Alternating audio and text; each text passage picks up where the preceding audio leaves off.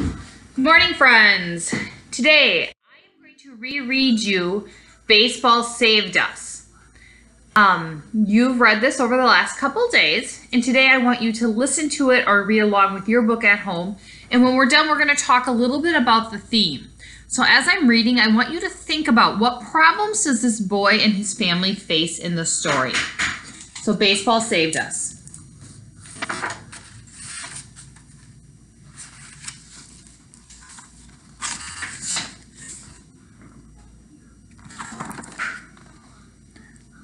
My dad looked at the endless desert and decided that there was then and there to build a baseball field. He said that people needed something to do in camp. We weren't in a camp that was fun, like a summer camp. Ours was in the middle of nowhere, and we were behind a barbed wired fence. Soldiers with guns made sure we stayed there, and the man in the tower saw everything we did, no matter where we were. As Dad began walking over the dry, cracked dirt, I asked him again, "Why are we here?" "Because," he said, "America is at war with Japan, and the government thinks that Japanese Americans can't be trusted. But it's wrong, and we're in here. We're Americans too." Then he made a mark in the dirt and mumbled something about where the infield bases should be.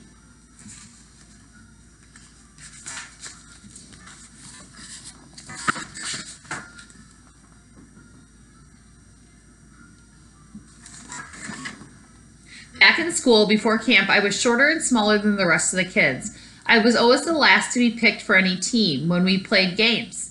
Then, a few months ago, it got even worse. The kids started to call me names, and nobody talked to me, even though I didn't do anything bad. At the same time, the radio kept talking about some place far away called Pearl Harbor. One day, Mom and Dad came to get me out of school. Mom cried a lot because we had to move out of our house real fast, throwing away a lot of our stuff. A bus took us to a place where we had to live in horse stalls. We stayed there for a while until we came here. So already we're noticing a problem. Their family got moved out of their house and forced to live in a place that was like horse stalls, and then moved to a camp they didn't want to be at. The camp wasn't anything like home. It was so hot in the daytime and so cold at night. Dust storms came and got sand and everything, and nobody could see a thing. We sometimes got caught outside, standing in line to eat or go to the bathroom. We had to use the bathroom with everybody else instead of one at a time like home. We had to eat with everybody else too, but my big brother Teddy ate with his own friends. We lived with a lot of people in what we were called barracks. The place was small and had no walls. Babies cried at night and kept us up.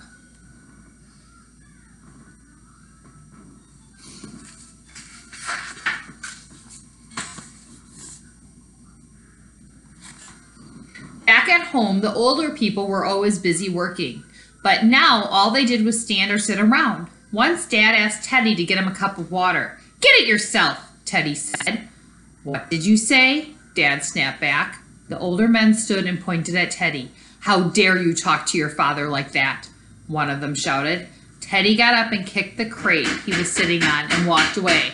I never heard Teddy talk to Dad that way before.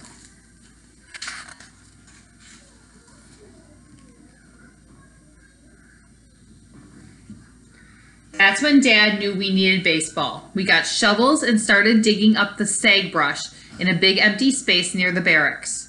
The men in the tower watched us the whole time. Pretty soon, other grown-ups and their kids started to help. We didn't have anything we needed for baseball, but the grown-ups were pretty smart. They funneled water from irrigation ditches to flood that would become our baseball field. The water packed down the dust and made it real hard. There weren't any trees, but they found wood to build bleachers. Bats, balls, and gloves arrived in cloth sacks from friends back home. My mom and other moms took covers off the mattresses and used them to make uniforms. They looked almost like the real thing. I want you to think about now, why would they be making a baseball field in the middle of being at this camp? Why does that make sense? What are they trying to do? I tried to play, but I wasn't that good. Dad said I had to try harder, but I did know that playing baseball here was a little easier than back home. Most of the time, the kids were the same size as me. All the time I practiced, the man in the tower watched. He probably saw the other kids giving me a bad time and thought I was no good. So I tried to be better because he was looking. Soon there were baseball games all the time. Grown-ups played and us kids did too. I played second base because my team said that that was the easiest. Whenever I was at bat, the infield of the other team started joking around and moved in real close. The catcher behind me and the crowd for the other team would say, "Easy out." I usually grounded out. Sometimes I got a single.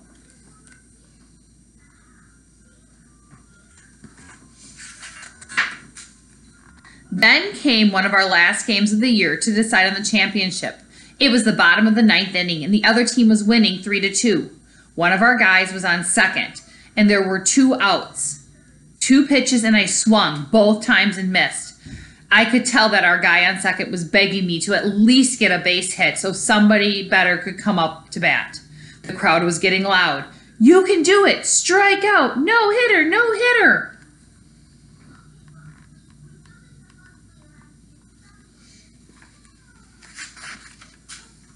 I glanced at the guardhouse behind left field foul line and saw a man in the tower, leaning onto the rail with the blinding sun glinting off his sunglasses. He was always watching, always staring. It suddenly made me mad. I gripped the bat harder and I took a couple of practice swings. I was going to hit the ball past the guardhouse even if it killed me. Everyone got so quiet and the pitcher threw.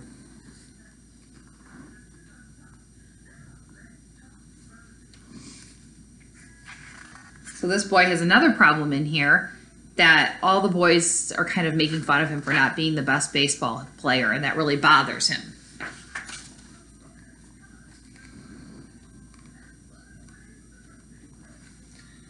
I stepped into my swing and I pulled the bat around hard. I had never cracked like that before. The ball went even farther than I expected. Against the hot desert sun, I could see the ball high in the air as I ran to first base. The ball went over the head of the left fielder. I dashed around the bases, knowing for sure I would get tagged out, but I didn't care, running as fast as I could to home plate. I didn't even realize that I had crossed it. Before I knew it, I was up in the air on the shoulders of my teammates. I looked at the tower and the man with a grin on his face. He gave me the thumbs up sign.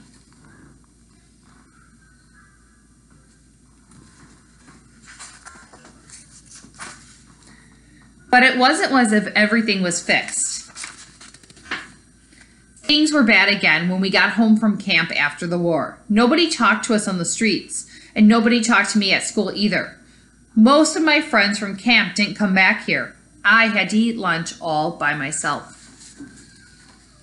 Now, if this part is confusing, I can share with you something I know. This boy we had heard in the beginning was from Japan, but he was an American citizen. And after World War II, even though the war was over and we weren't fighting with Japan anymore, not all Americans were kind to people from Japan because they were still angry with them, even though this boy didn't do anything wrong. Then baseball season came. I was the smallest guy again, but playing baseball in camp had made me a lot better. The other guys saw that I was a pretty good player. They started calling me Shorty, but they smiled when they said it. By the time the first game came around, I felt almost like part of the team. Everyone was laughing and horsing around on the bus. But as soon as we got there, it hit me. Nobody on my team or the other team, or even anybody in the crowd, looked like me. When we walked out onto the field, my hands were shaking. It felt like all these mean eyes were staring at me, wanting me to make mistakes. I dropped the ball that was thrown to me, and I heard people in the crowd yelling, "Jap!" I hadn't heard that word since before I went to camp. It meant that they hated me.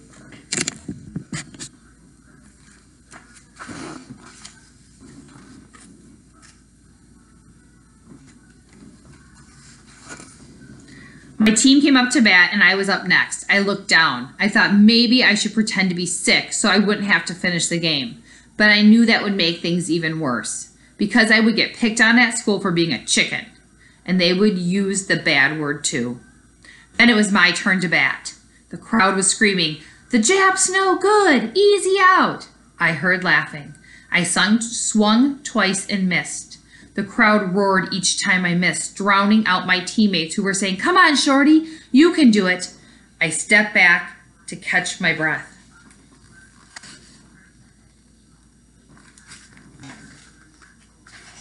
This is a good story. When I stepped back to the plate, I looked at the pitcher. The sun glinted off his glasses as he stood on the mound like the guard in the tower.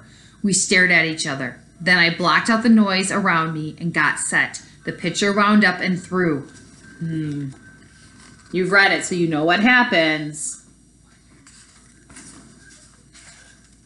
I swung and I felt that solid whack again, and I could see that little ball in the air against the blue sky and puffy white clouds. It looked like it was going over the fence.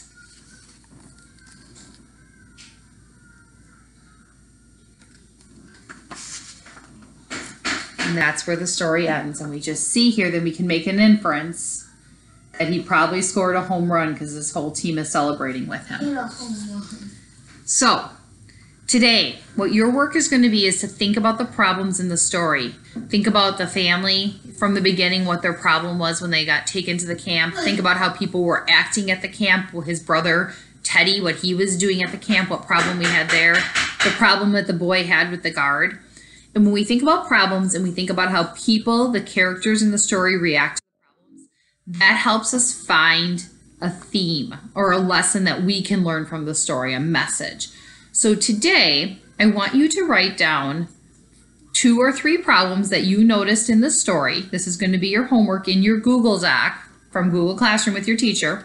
And then I want you to write down what theme or what lesson do you think we could learn from this boy and his experience playing baseball during these hard times. Okay, and I'll look forward to your answers and I'll write back to you. I hope you have a great day. And if you haven't had a chance yet, I'd really like you to go on to Raz Kids. I sent you an email. You can listen to books, you can read to books and take quizzes, and then I can write back to you. You can also record yourself reading them with the microphone. I sent you an email with a little video to watch to show you how to do that. I'd really like you to do that so I can hear your reading too and write back to you. Okay, friends? I will talk to you soon. Happy Friday.